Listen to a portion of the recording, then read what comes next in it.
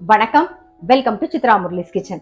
இன்னைக்கு என்ன பார்க்க போறோம்னா கொள்ளுல அடை பண்ண போறோம். நம்ம கொள்ளு வந்து மெயின் இன்கிரீடியன்ட்டா நிறைய கொள்ளு சேர்க்க போறோம். மிச்ச பருப்பு எல்லாமும் நம்ம சேர்க்க தான் போறோம். ஸோ அளவு மட்டும் நான் சொல்லிடுறேன்.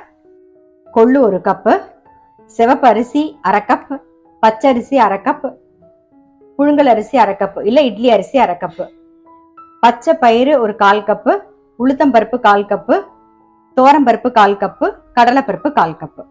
காரத்துக்கு தகுந்த மாதிரி வரமிளகா, அப்புறம் பெருங்காயம், உப்பு, அவ்வளவுதான் சேர்க்க போறோம் நம்ம.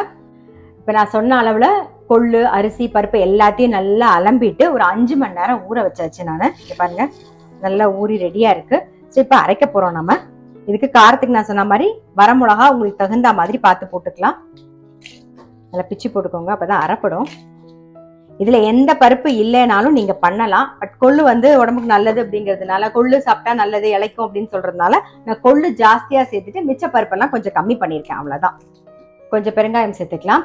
இதுல வந்து இவ்வளவு பருப்பு தான் போடணும்னு கிடையாது. அதே மாதிரி சிவப்பரிசி இல்லை அப்படின்னா நீங்க அதை அவாய்ட் பண்ணிட்டு பச்சரிசி புழுங்கல் அரிசி சேர்த்து கூட பண்ணலாம். நான் இருக்கு அப்படிங்கிறதுனால எல்லாத்தையும் வந்து ஒரு அளவா போட்டிருக்கேன் நான், அவ்வளவுதான்.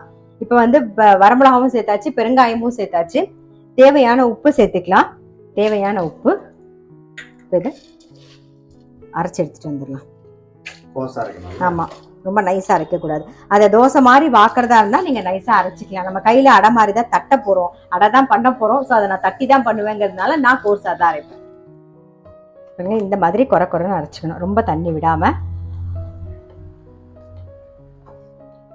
பாருங்க அரைச்சாச்சு.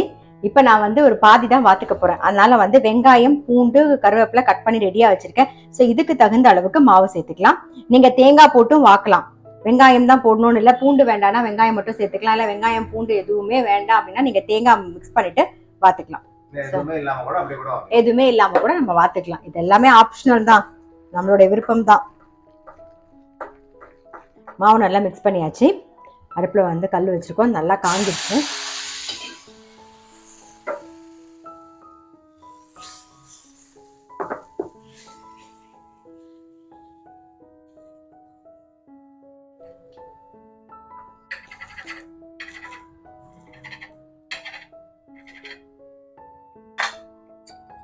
எண்ணெய் விட்டுக்கலாம்.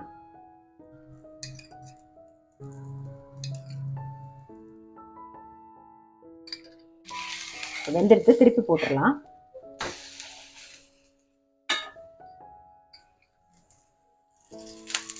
அவ்வளவுதான்.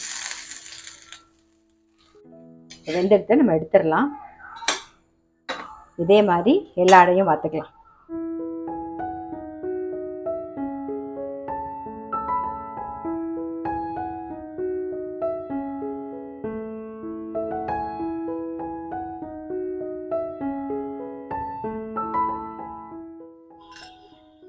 கொள்ளு அடை எப்படி பண்றதுன்னு பார்த்துருப்பீங்க. கண்டிப்பா ட்ரை பண்ணி பாருங்க. இந்த கொள்ளு அடைக்கு வந்து வெல்லம் நல்லா இருக்கும், வெண்ணெய், அதுக்கப்புறம் வந்து எப்பயும் போல நம்மளுடைய இட்லி மிளகாய் பொடி ரொம்ப ரொம்ப சூப்பரா இருக்கும். ஸோ கண்டிப்பா வந்து ட்ரை பண்ணி பாருங்க. நான் அடுத்த வீடியோல சந்திக்கிறேன்.